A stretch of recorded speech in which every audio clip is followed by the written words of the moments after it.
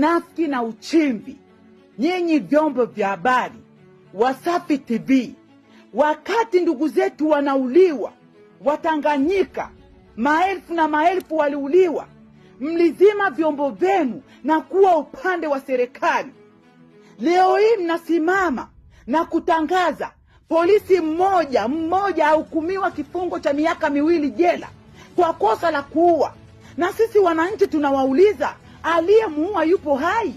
Alimvunja mguu au hayupo tena katika mazingira ya kidunia?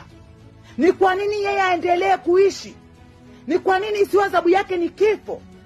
Kwa nini isiwe adhabu yake ni kifungo cha maisha jela? Na ni kwa nini mumzibe sura? Ingekuwa ni raia wa kawaida mngemziba sura. Tunataka afunuliwe, tujue huyo polisi ni nani. Tunataka kumuona muuaji. Sisi wananchi hatuwezi kukubali, kwa sababu nyie mnatumia njia kujisafisha ili dunia itambue kwamba nyie hamkufanya mauaji, kwamba nyie mnakamata walioua. Hapana, sisi wananchi tunawatambua kama nyie ni kikosi cha wauaji. Hakuna polisi aliyomwema, wote nyie ni wauaji. Acheni kutuletea mazingaumbwe, acheni kujisafisha kwa njia hiyo. Na nyie vyombo vya habari, acheni unafiki na uchimbi. Wakati ndugu zetu wanauliwa, mlinyamaza kimya. Leo mnawasha vyombo vyenu na kutangaza mambo ya serikali.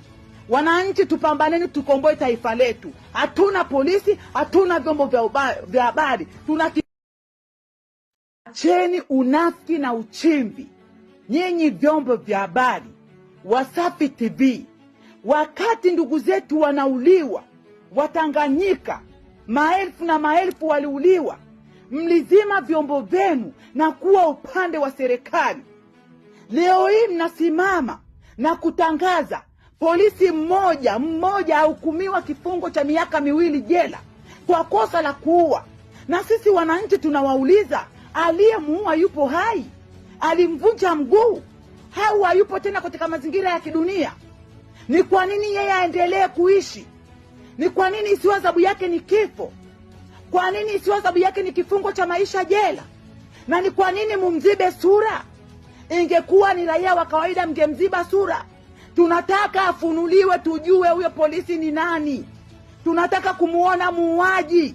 Sisi wananchi hatuwezi kukubali, kwa sababu nyie mnatumia njia kujisafisha ili dunia itambue kwamba nyie hamkufanya mauaji, kwamba nyie mnakamata walioua. Hapana, sisi wananchi tunawatambua kama nyie ni kikosi cha wauaji. Hakuna polisi aliyomwema, wote nyie ni wauaji. Acheni kutuletea mazingaumbwe, acheni kujisafisha kwa njia hiyo. Na nyie vyombo vya habari, acheni unafiki na uchimbi. Wakati ndugu zetu wanauliwa, mlinyamaza kimya. Leo mnawasha vyombo vyenu na kutangaza mambo ya serikali. Wananchi, tupambaneni, tukomboe taifa letu. Hatuna polisi, hatuna vyombo vya habari.